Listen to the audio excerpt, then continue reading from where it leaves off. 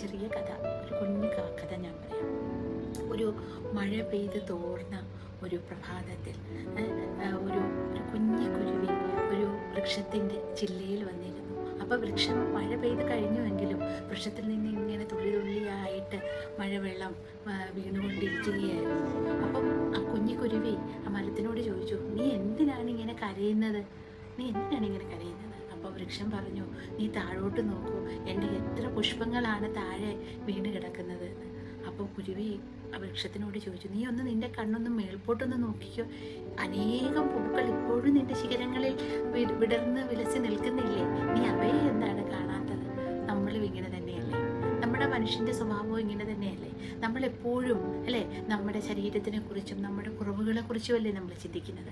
അപ്പം എനിക്ക് പൊക്കമില്ല, അല്ലെങ്കിൽ എനിക്ക് നിറമില്ല, എനിക്ക് നമ്മുടെ ഓരോരോ കുറവുകളിൽ നമ്മൾ കൂടുതൽ കണ്ണുകൾ അയക്കുമ്പം നമ്മൾക്കുള്ളിലുള്ള നന്മകളെക്കുറിച്ച് പലപ്പോഴും നമ്മൾ മറന്നു പോകാറുണ്ട് അല്ലേ?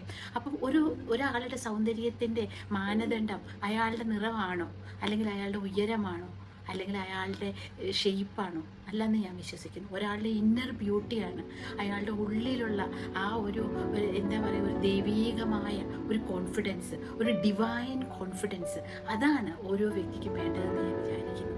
അതിലൂടെ മാത്രമേ നമുക്ക് ഒരു ലോകത്തിന് ആവശ്യമായിട്ടുള്ള ഒരു വ്യക്തിയായിട്ട്, ലോകത്തിന് ഉതകുന്ന ഈ പ്രപഞ്ചത്തിലെ ഓരോ ജീവജാലങ്ങൾക്കും ഞാനും അതിൻ്റെ ഒരു കണ്ണിയാണെന്നും അതിനുവേണ്ടി എനിക്ക് പൊരുതി ജീവിക്കണം എന്നും വേണമെന്നുണ്ടെങ്കിൽ നാം ആദ്യം നമ്മളെ തന്നെ മനസ്സിലാക്കിയാണ് വേണ്ടത്.